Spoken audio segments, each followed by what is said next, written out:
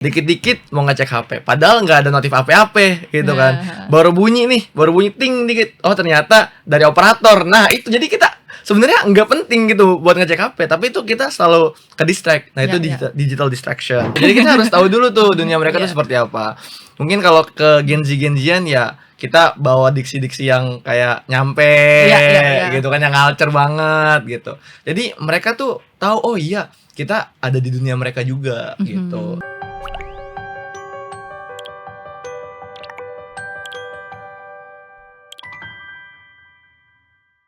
Halo Tribuners, selamat datang kembali di Atalk, sebuah inisiatif Tribunnews dan juga Sekolah Education, di mana mewadahi para pendidik, orang tua, dan penggiat pendidikan untuk berdiskusi lebih dalam mengenai pendidikan di Indonesia.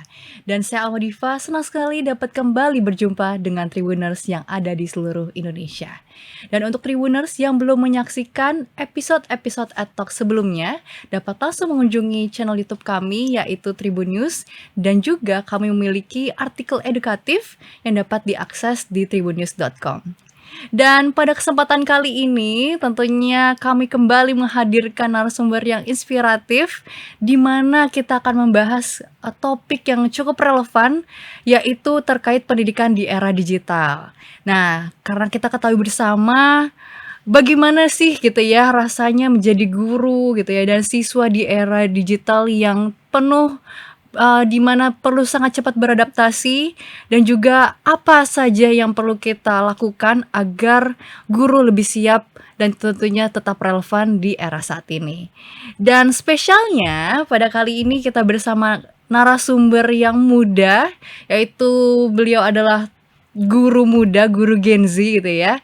Dan ia adalah guru dari sekolah yang biasa kita panggil Ambis Teacher. Beliau memiliki cukup dikenal ya dengan siswa-siswa yang memiliki gaya mengajar yang menyenangkan dan juga sangat kreatif dan sangat asik sekali gitu ya. Langsung aja kita sapa Kak Ridwan Maulana yang biasa kita sapa Kak Iwan. Halo Kak Iwan. Halo, hai Tribuners, halo Diva. Halo, senang sekali Kak Iwan kita kali ini ngobrol-ngobrol langsung di podcast Atalks. Terima kasih sebelumnya sudah berkenan ya. Terima kasih kembali Kak Diva. Iya, Kak Iwan ini adalah Ambis Teacher sekolah, betul ya? Betul sekali, betul. Mata pelajaran apa sih Kak? Kalau kelihatannya nih kayak guru apa nih? Iya, boleh tebak dulu deh, tebak-tebakan. Saya masa udah tahu jawabannya nih. biar di ini nih, tebak-tebakan Tribuners. Nih ntar ada option nih A, B, C, D. Nih A biologi, B math, C bahasa Indonesia, D bahasa Inggris. Apa nih kira-kira? 1, 2, 3, 4 ya jawabannya? English teacher. Ya, yeay.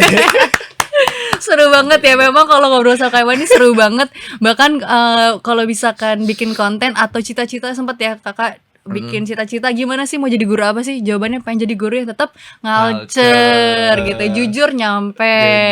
Izin nyampe. Emang Kak Iwan ini bawaannya seru banget, wajar anak-anak ini senang banget nih sama Kak Iwan. Bahkan banyak yang komen, aku pengen banget deh belajar di sekolah, bisa nggak Kak Iwan aja gitu ya. Alhamdulillah ya Kak ya, jadi sebuah kebanggaan ya Kak Iwan ya ternyata disukai oleh siswa-siswa kakak sendiri gitu ya Kak ya. Wajar, lucu soalnya. Lucu ya. Lucu. Nah Kak Iwan, sebelum kita masuk ke lebih dalam gitu ya, aku nih jujur penasaran banget sama Kak Iwan, karena kan Kak Iwan ini sebagai guru yang mengajar kebanyakan secara online. Cukup unik karena rata-rata guru kan secara offline ya. Tapi kakak malah secara online. Gimana sih Kak caranya nih kakak nih bikin kelas tetap seru, gak bosen, walaupun kan mereka ada jarak gitu di antara kakak dengan murid, bahkan ada terbatasan dengan layar. Gimana sih Kak? Oke, thank you pertama buat pertanyaannya. Tentunya cara paling pas gitu ya. Kalau kita nih mau jadi guru nih, Tribuners. Kalau kita nih mau jadi guru, khususnya kita nih ya, Gen Z nih, guru-guru muda. Kita tuh menurutku pribadi yang paling penting adalah gimana caranya kita itu tahu oh mereka ini sukanya apa gitu kan.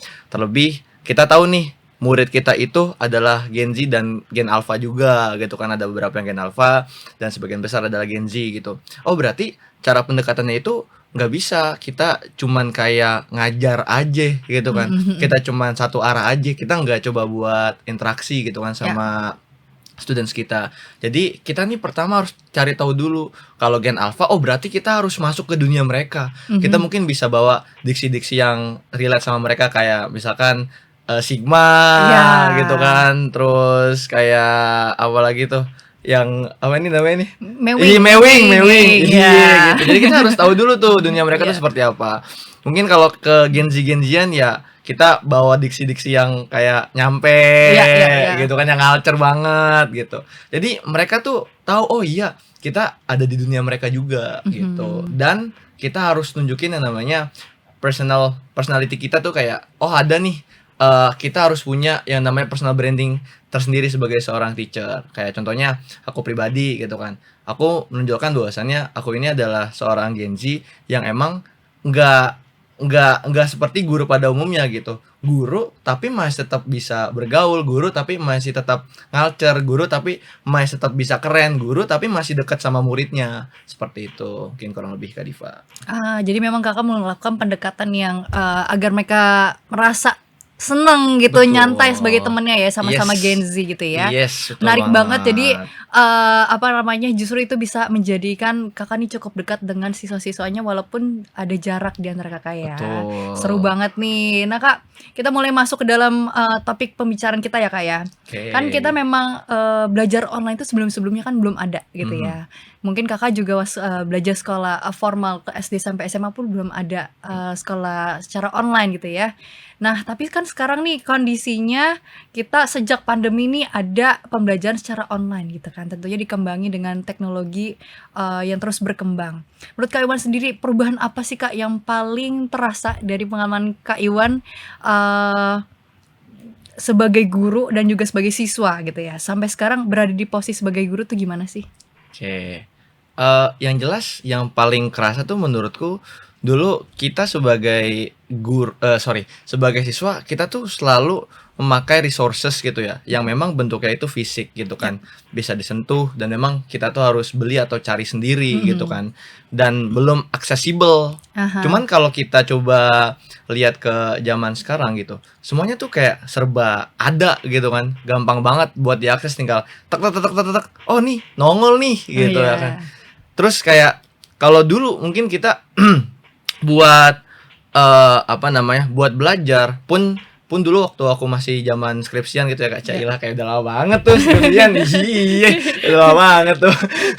Dulu aku tuh waktu zaman skripsian juga kayak masih nyari jurnal itu ya lewat Scholar gitu kan, Google Scholar. Terus masih coba lewat Publish and Perish gitu kan. Aku coba buat nyari yang memang website tersedia di Google gitu lah ya, di internet. Tapi kan sekarang udah marak banget sama AI. Nah waktu aku skripsian tuh belum semarak itu gitu. Penggunaannya belum semasif itulah gitu kan. Nah, sekarang tuh kan udah masif banget gitu kan. Kalau mau nyari referensi tinggal pakai AI gitu kan. Apa-apa AI, mau nyari ini tuh tinggal AI. Bahkan buat ngeparaphrase pun ya tinggal pakai AI gitu kan. Itu padahal aku skripsian tuh kayak baru 2-3 tahun yang lalu gitu kan. 2 tahun yang lalu mungkin paling lama gitu kan. Cuman sekarang kayak udah berasa banget perbedaannya. Jadi dari dari segi mana kita buat nyari resources, terus dari kepleset sorry. Dari sumber yang tadinya agaknya kita butuh lebih effort gitu ya buat nyarinya, sekarang tuh udah aksesibel, tinggal ketik oh nongol gitu. Dan itu bener-bener kerasa banget sih bedanya. Dan sekarang juga dulu mungkin kalau kita diajarinnya tuh semuanya serba di papan tulis gitu kan, dan gak ada media pembelajaran yang macam-macam. Sekarang kita lihat guru-guru udah mulai pada pakai PowerPoint gitu kan, udah nampilin video pembelajaran gitu kan. Pun banyak juga kuis-kuis yang diambil dari berbagai macam website gitu kan. Mungkin salah satunya dari sekolah juga gitu ya kan.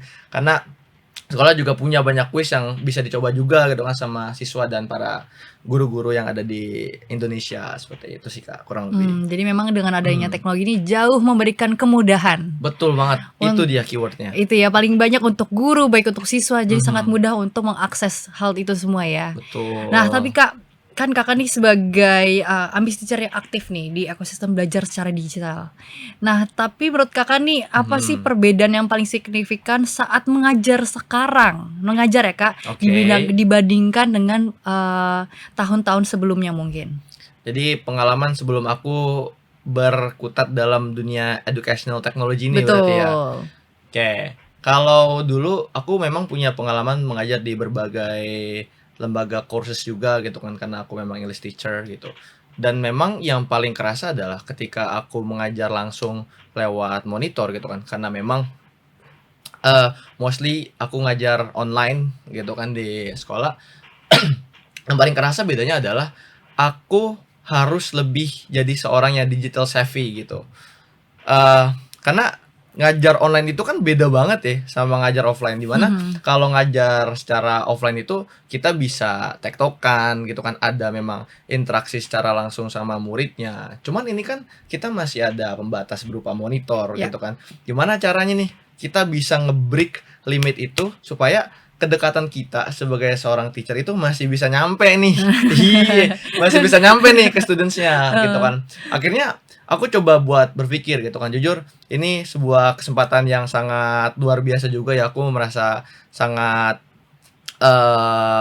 sangat terhormat, sangat berterima kasih juga kepada pihak sekolah karena memberikan kesempatan yang luar biasa ini buat belajar banyak gitu kan. Karena di sekolah aku jadi lebih mencoba buat jadi seorang teacher yang resourceful gitu. Aku nggak mau kita sebagai teacher itu membatasi diri kayak, oh iya nih, oke kita ngajar online, kita nyampein materi terus mentang-mentang murid yang nggak bisa ngejawab kita gitu kan secara langsung gitu. Terus kita nggak interaksi gitu. Kita nggak mencoba buat nyari platform, kita nggak coba buat nyari resources atau platform-platform yang memang kita bisa manfaatkan buat ngajar, dan kita ngerasa kayak, oh iya nih, si muridnya juga ngena loh ke kita gitu. Jadi perasaan mereka ketika mengajar itu ada, mereka senang ke kita gitu. Jadi perbedaannya yang paling mencolok, aku sekarang lebih tahu banyak gitu kan tentang platform-platform pembelajaran digital yang memang bisa diintegrasikan ke dalam kelas gitu kan, khususnya kelas online. Terus materi yang aku bawain juga jadi lebih bervariatif lagi gitu kan. Terus cara pembawaan aku mengajar yang tadinya bisa langsung dijawab, terus aku harus lebih mikir gimmick lagi nih gitu kan, supaya pembelajaran itu tetap fun dan tetap ngerasa suasana itu hidup gitu, meskipun mungkin mereka nggak bisa langsung interaksi sama aku gitu dan terbatas dengan monitor. Ya, Kurang I lebih. see. Jadi memang walaupun pasti mungkin di awal yang namanya offline terbiasa offline gitu ya, dengan online ada kesulitan nih di awal ya. Jujur Ada, ada. tapi setelah apa ya kita pelajari, ternyata perlu dengan adanya resource tambahan, kemudahan Betul. teknologi justru malahan jadi trigger ya. Gimana nih caranya biar Iya. semakin siswa ini tertarik, semakin senang dan juga interaktif gitu ya. Betul. Nah Kak, aku lanjut lagi nih, katanya kan Kakak juga sempat ngomongin bahwa sekarang AI itu udah sangat mudah diakses. Betul. Tadi bahkan parafrase gitu kan, bahkan kalau misalkan kita mau matematika, mau apapun gitu ya, bahkan sekarang bisa difoto langsung ada hasil gitu ya. Betul. Tapi Kak, pada kenyataannya dengan adanya AI yang sangat canggih ini, kalau menurut Kak Iwan sendiri, apakah dengan ada teknologi ini bisa menggantikan sosok guru? Jawabannya tentu nggak bisa. Kenapa tuh Kak? Karena ketika kita ngajar itu diperlukan yang namanya emotional intelligence deh, nyampe banget bahasanya. Iya, nyampe banget tuh ya, nyampe banget. Sorry banyak ini punchline-nya, sorry. Iya. Ya jujur, sebagai seorang guru itu nggak bisa cuman kayak sekedar ngajar terus kayak transfer knowledge di sana. Ya. Nggak bisa, karena ngajar itu butuh namanya emotional intelligence gitu. Kita sebagai seorang guru itu butuh kemampuan secara kecerdasan emosional gitu kan. Ngajar nggak cuman kayak, oh ya nih, ini namanya huruf A gitu kan, ini namanya huruf B gitu, terus 1 tambah 1 sama dengan 2, kan nggak cuma sekedar kayak gitu. Ada proses transferring knowledge itu yang memang harus kita tekankan gitu kan. Jadi kalau pertanyaannya adalah bisa nggak sih AI itu menggantikan posisi manusia gitu kan sebagai seorang guru? Jawabannya tentu saja nggak bisa, karena AI ini tidak memiliki perasaan gitu kan. Kalau kata Daniel Goleman itu kan emotional intelligence itu kan cakupannya ada 5 ya. Ada self awareness, ada self regulation, ada self motivation, ada empathy, ada social skills, dan AI ini nggak punya kelima hal tersebut gitu. Jadi kalau sedangkan kalau kita tilik kembali gitu ya sebagai teachers, kita masih harus memenuhi 5 hal ini gitu kan.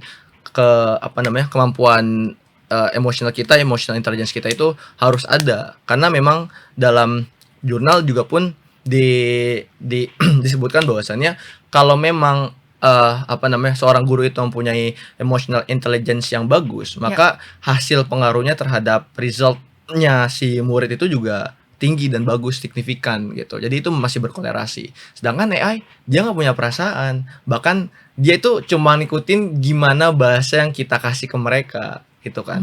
Kalau kita bilangnya kayak dari awal nih, contoh kita pakai bahasa aku kamu, ya dia pasti balas chat kita tuh pasti pakai bahasa aku kamu, pakai saya dan anda, bahasanya pakai saya dan anda gitu kan, pakai bahasa yang mohon maaf kayak agak kasar kayak gue lo gitu ya, kayak anak muda banget, dia bisa ngejauhin pakai gue lo karena mereka AI ini nggak punya perasaan gitu kan, dia nggak punya emotional intelligence ini yang memang harus diterapkan ketika kita melakukan transferring knowledge itu gitu.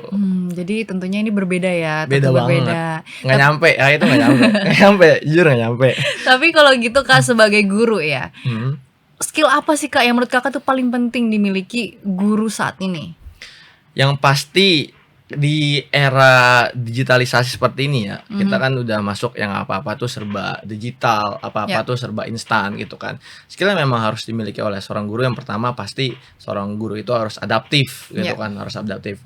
Karena kalau guru itu dia nggak berusaha buat adaptif gitu kan, maunya cuma pakai pakem yang lama nih gitu kan. Pokoknya cara ngajar tuh harus begini, nggak bisa begini. Ya nggak bisa nih, nggak bisa.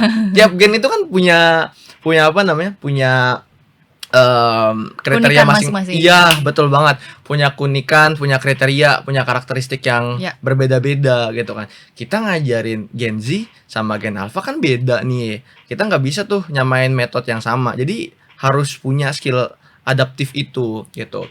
Yang kedua, ini penting banget sih menurutku. Kita tuh harus jadi seorang teacher yang digital savvy gitu. Jadi kita tuh harus haus akan intelektual ke technological things gitu kan. Karena mau nggak mau, suka nggak suka, terima nggak terima, ya teknologi itu memang udah harus diterapin di mana-mana gitu kan, pun termasuk pembelajaran di kelas.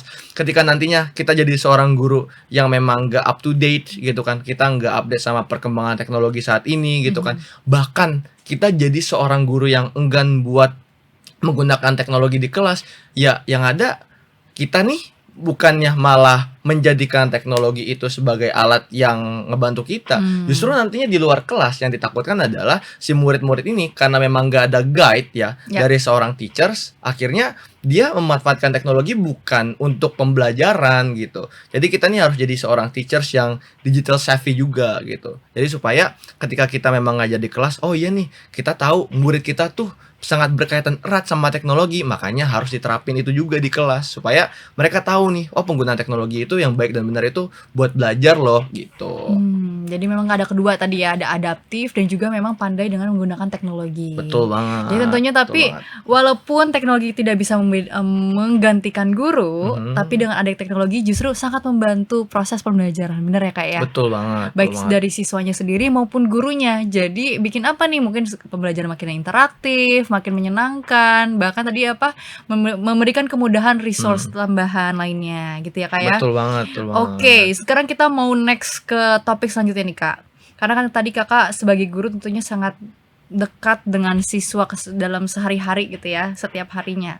Dengan akses belajar yang makin luas gitu, sebenarnya memberikan dampak positif terus atau malah jadi tantangan tersendiri sih untuk siswanya? Terkait technological things gitu ya.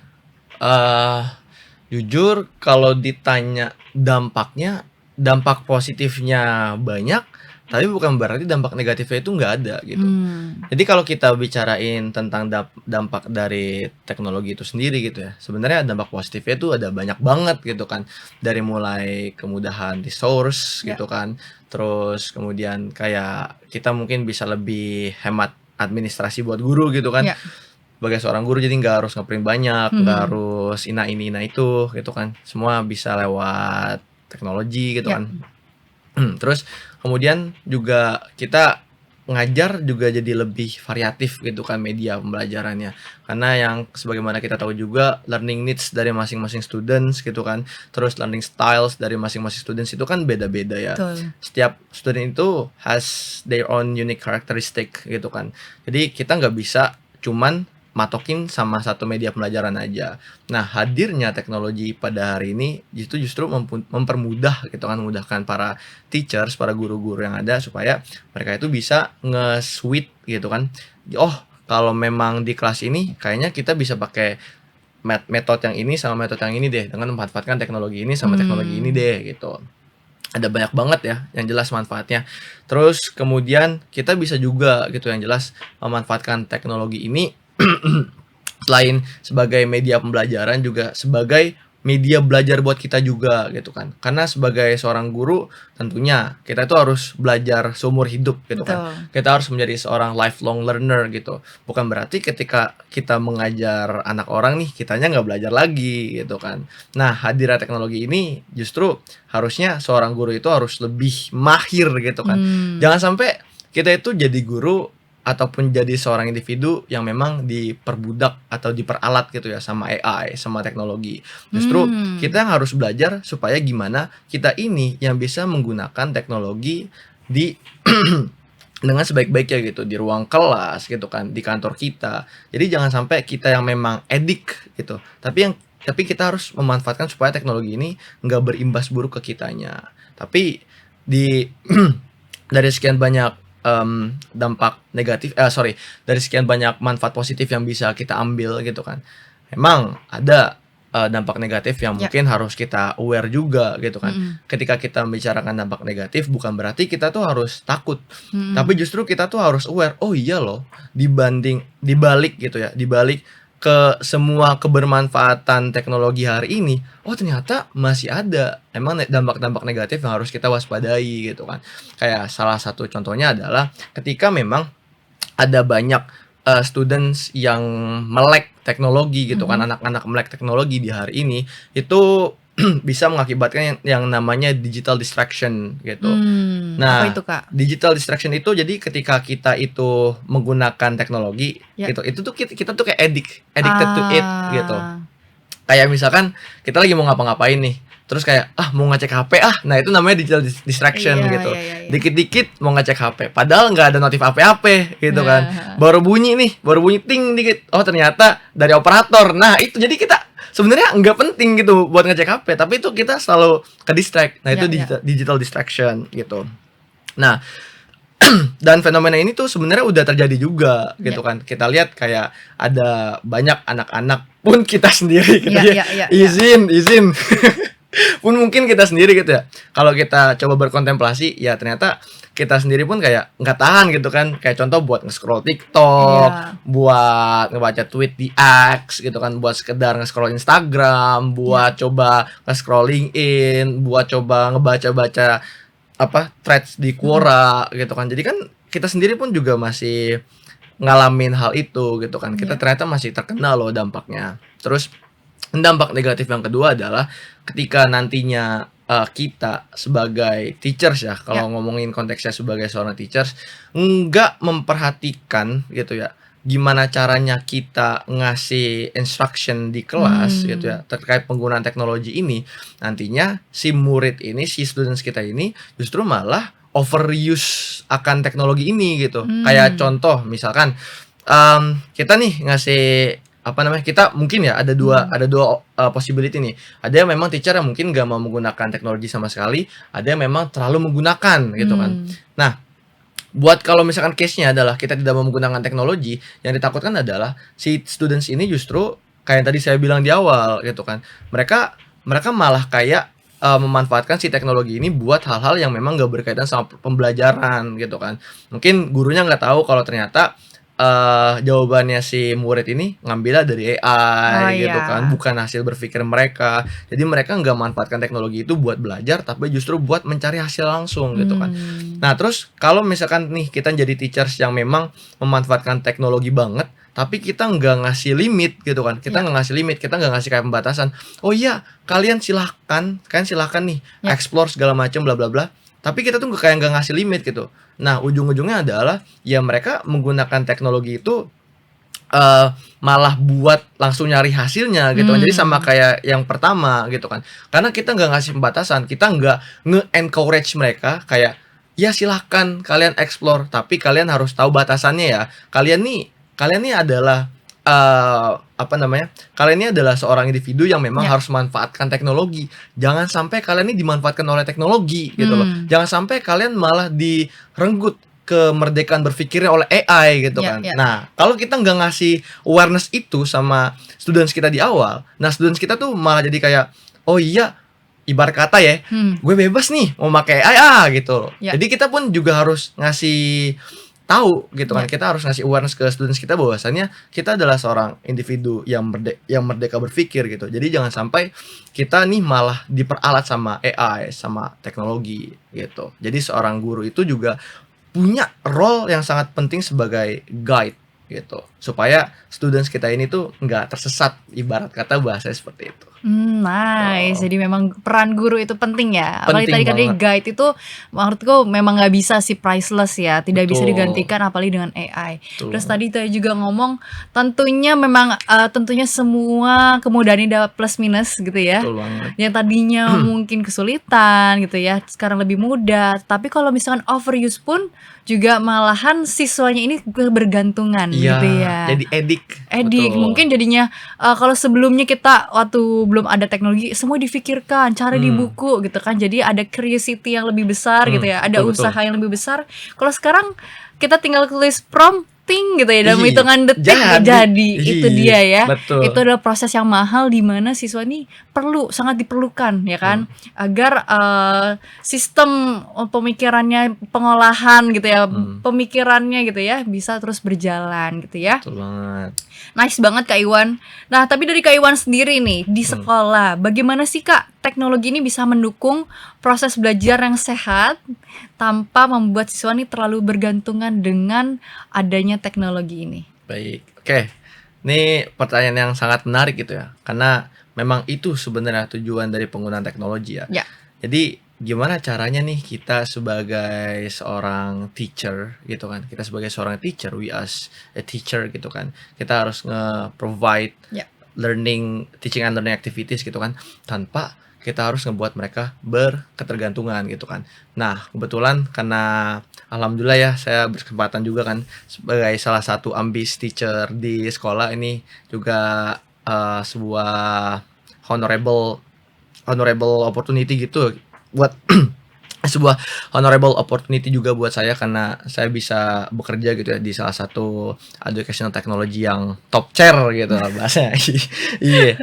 Nah, jadi di sekolah ini kan ada banyak features-nya gitu kan, ada Ya. banyak sekali fiturnya gitu, ada Ya. dari modul, ada video pembelajaran gitu kan, ada banyak lah, ada tryout-nya, ada ambis test Ya. gitu.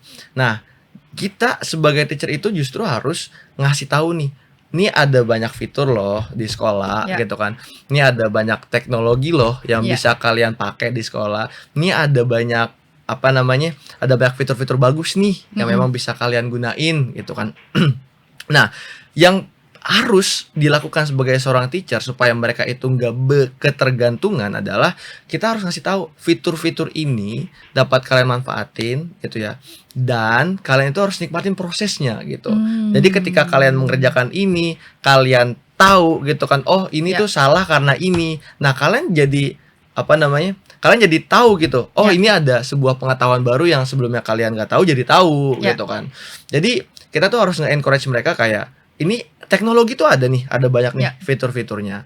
Nah, jangan sampai kalian tuh kayak maunya tuh serba hal yang instan gitu Ya. kan. Adanya fitur-fitur ini justru harus kalian manfaatin supaya kemampuan berpikir students itu jadi meningkat gitu kan, Ya. kemampuan berpikir kalian meningkat gitu kan. Oh, kalian jadi tahu nih hal yang sebelumnya kalian tuh nggak tahu jadi tahu gitu kan.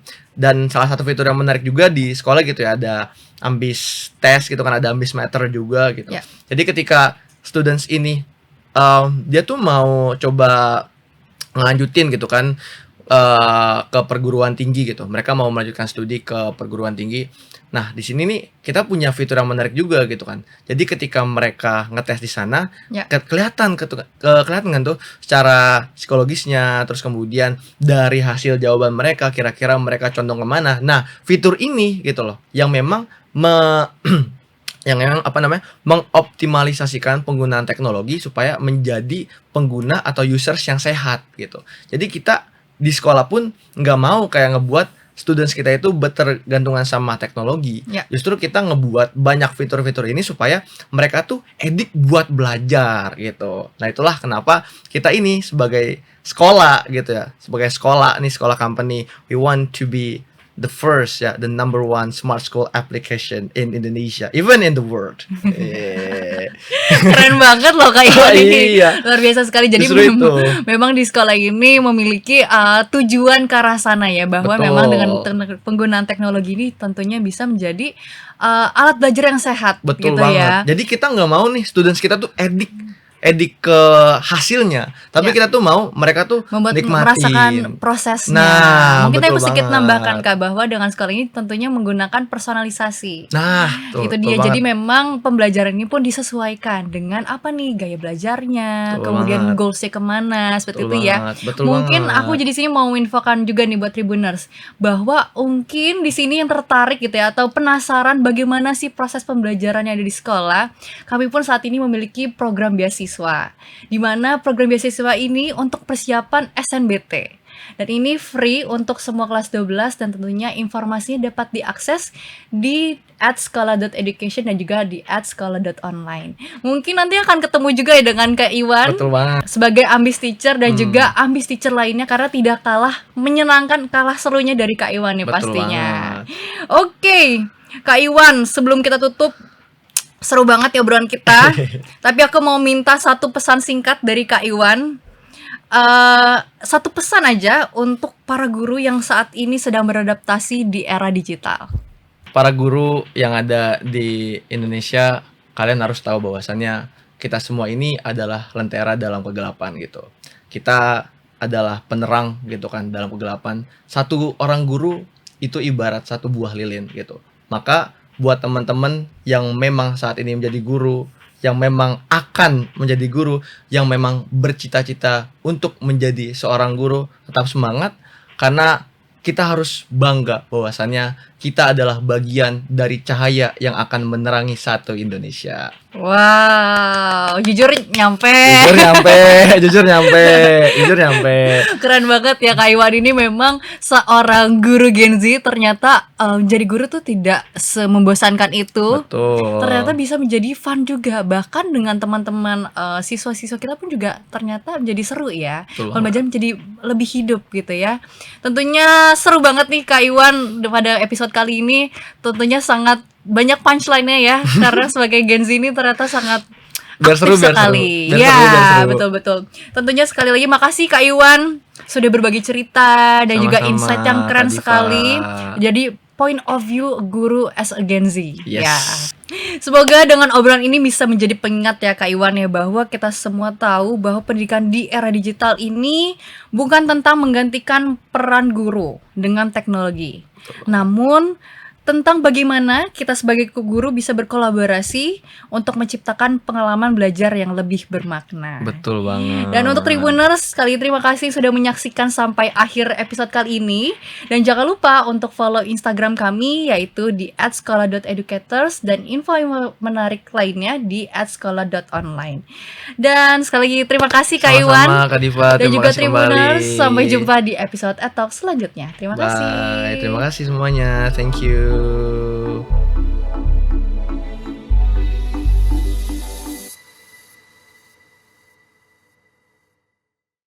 Terima kasih sudah nonton. Jangan lupa like, subscribe, dan share ya.